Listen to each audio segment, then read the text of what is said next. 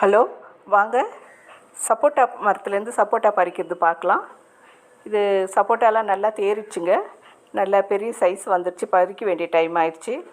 இது எப்படி தெரிஞ்சுக்கிறதுனா, நிறைய பறவைங்க, கிளிங்க, அணிலுங்கெல்லாம் வந்து உட்காந்து பழம் சாப்பிட ஆரம்பிக்கும். அப்போவே நம்ம தெரிஞ்சுக்க வேண்டியது தான் பழம் பறிக்க வேண்டிய டைம் வந்துடுச்சுன்னு சொல்லிட்டு. நல்லா சைஸ் வந்துடுச்சு. இனி பறிக்க வேண்டியது தாங்க. முதல்லலாம் அந்த கம்பி தொரடு, ஊக்கு தொரடில் அறுப்போம். அதில் பார்த்திங்கன்னா நிறைய பழம் கீழே விழுந்துடும், டேமேஜ் ஆகும், பொழந்துரும் அப்படியே. அதனால் கெட்டு போயிடும் நிறைய பழங்க. இப்போல்லாம் வேறு தொரடு வச்சு பறிக்க ஆரம்பிச்சிட்டாங்க. இதை பாருங்கள், இது தான் அமேசானில் வாங்கினோம், 250 ரூபான்னு சொல்லிட்டு. இது பறிக்கிறதுக்கு, பழம் பறிக்கிறதுக்கு ரொம்பவே ஈஸியாக இருக்குதுங்க. ஒரு டைமில் 4-5 பழம் வரைக்கும் பறிக்கலாம். நல்லா ஈஸியாக பறிக்க முடியுது இதை வச்சு. இப்போ கீழெல்லாம் விழுந்து டேமேஜ் ஆகாத நல்லாவே பறிக்க முடியுது.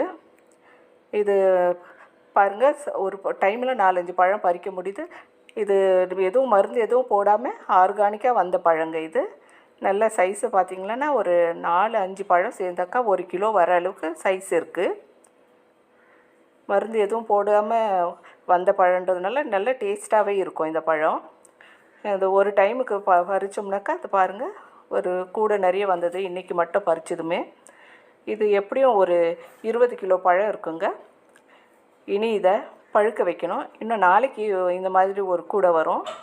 இதை பழுக்க வச்சு இதை நெய்பர்ஸ்க்கு, ரிலேட்டிவ்ஸ்க்கெல்லாம் இனி கொடுக்கணும். அதுக்காக இனி பழுக்க வைக்கணும். இதை அறுத்து வச்சுருக்கோம். முதல்லலாம் நிறைய பழங்கள்லாம் டேமேஜ் ஆகிட்டு போயிடும். இப்போ பார்த்திங்களானாக்கா இது நல்லாவே வந்திருக்குதுங்க. இது நிறையவே பழுக்கும். இது பாதி பழம் முதல்ல டேமேஜ் ஆகிடும். இப்போ ஓகேங்க, நல்லா இருக்குது. நீங்களும் இந்த மாதிரி ஆர்கானிக்காக ஃப்ரூட்ஸு உங்கள் கார்டனில் வர வச்சுருந்தா நீங்கள் இதை பற்றி கமெண்டில் சொல்லுங்கள். Okay, thank you.